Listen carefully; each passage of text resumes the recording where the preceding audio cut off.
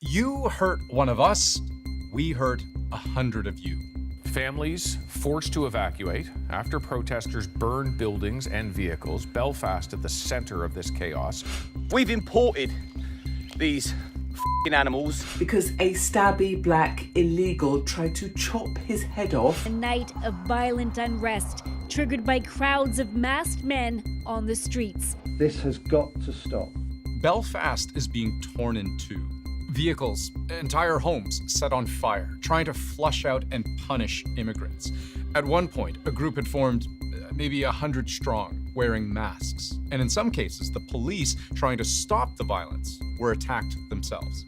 What would possess you to attack officers of the police force that has been investigating this terrible crime? I can show you what sparked this violent reaction, but it's incredibly disturbing, and there's video.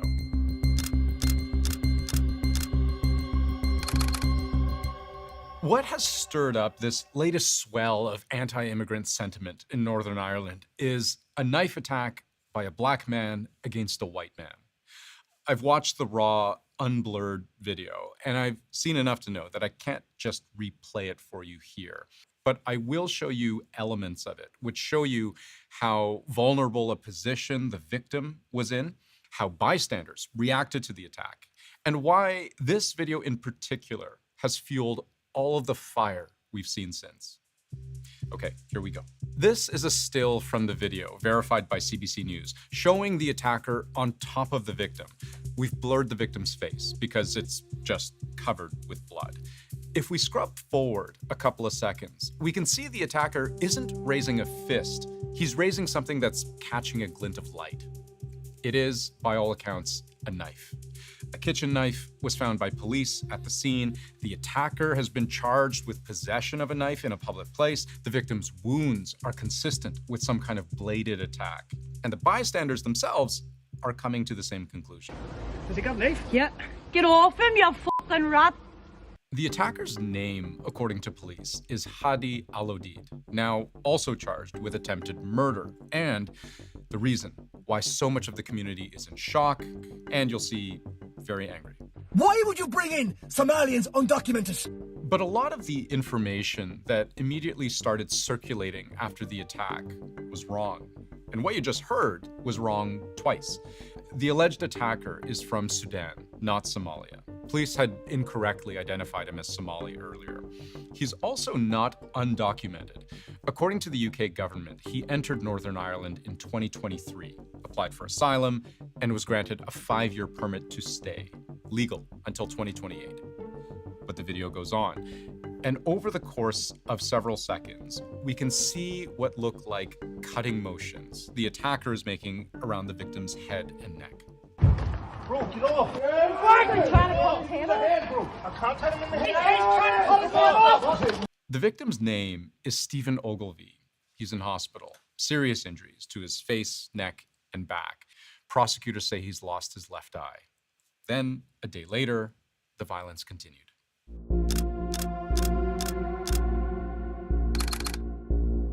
A city bus alight and quickly engulfed in flames. One of several fires set across Belfast. Smoke billowing into the night sky. A road left impassable. And that's not all. Homes came under attack as calls for calm were ignored. Now, I'll place for you as best I can where and how the violence began to spiral out. The knife attack you just saw, that happened here on Kinnaird, which is a residential enclosed roadway. According to various media reports, many of the protests that followed in communities across Northern Ireland were peaceful, blocking roads, sending a message. But in other parts of the country, especially in Belfast, closest to where the attack happened, the protests became an angry mob. Near this intersection in East Belfast, that's an entire bus set on fire. This fire, just steps away, blocked an entire street. Firefighters had to help rescue people from burning buildings. Thugs trying to burn and intimidate people out of their homes. And there's plenty of video of people in masks doing just that, trying to force their way into buildings, kicking in doors, breaking glass, sending a message, particularly in immigrant communities, that there was a score to settle. Those communities that were attacked last night, some were from ethnic minority backgrounds, many were not. These idiots didn't just target ethnic minority groups, they just didn't target communities, they targeted Northern Ireland, they targeted society. Now, if this was more than just spur-of-the-moment angry backlash, if this was an orchestrated response to one man's violence by using more violence, then we have to point out what the conversation looked like online. The man sharing the video we've been showing you of the instigating knife attack, he also posted this, a call to action, the morning of the same day the protest and mob violence would unfold. Enough is enough, showing a black man with a knife attacking a white man on the ground.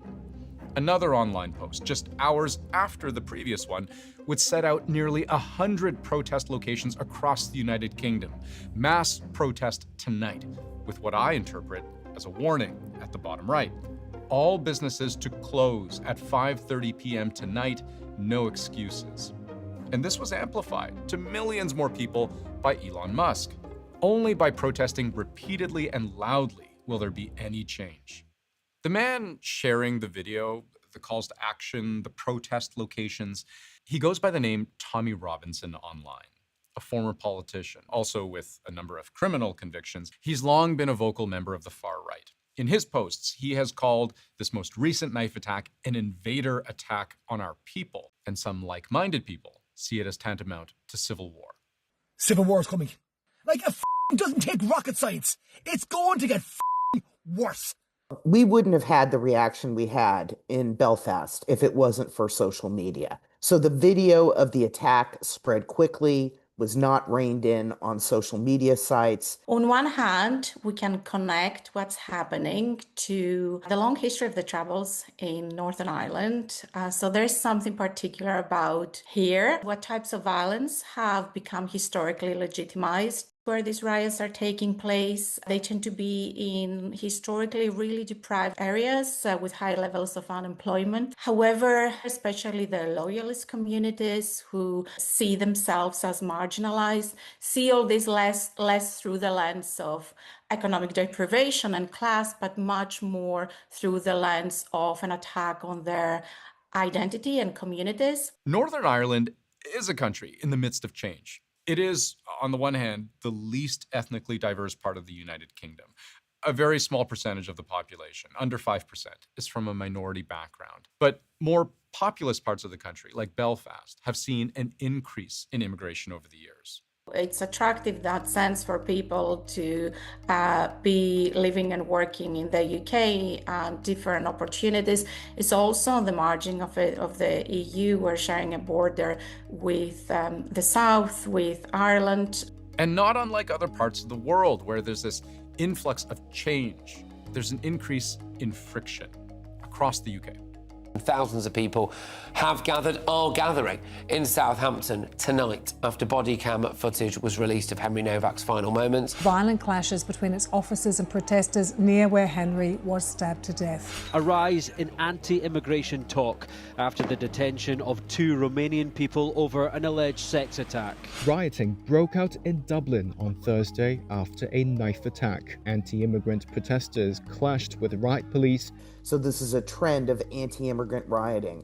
I'll also say that there are explicit, calls to engage in violence, and that is the thing that's stoking this. We have seen the real growth of anti-migrant movements, anti-migrant protests, and the kind of development of explicit anti-migrant and sometimes far-right movements with it too. And unsurprisingly, various political parties in the UK have seized on this notion. The argument being that the current immigration policies in place are dangerous policies. We need to see government action to restrict and inhibit people arriving in this country illegally, some of which carry out the actions that we saw on the streets of Belfast last night. But look, I'm not going to pretend any of this is either straightforward or simple. We know almost nothing about the circumstances of the knife attack itself, what prompted it, what explains it. And there's a much deeper story here about the intersection of violence and poverty, and about how extremely difficult socioeconomic conditions have created opportunities to find and call people to arms, and how this has become much easier to do with the emotionally charged echo chambers of social media, and how you can even conceivably stoke anger in one part of the world from the other. But what's clear is how a very localized incident, one man, one knife, one attack, has tapped into a much broader issue. This question of identity. Who are we and who belongs? There's probably a surgeon from Sudan operating on someone somewhere in the United Kingdom as we stand here this morning, saving somebody's life. This is something that at this very moment, most acutely, most immediately affects Northern Ireland, but really that touches almost anyone, everywhere.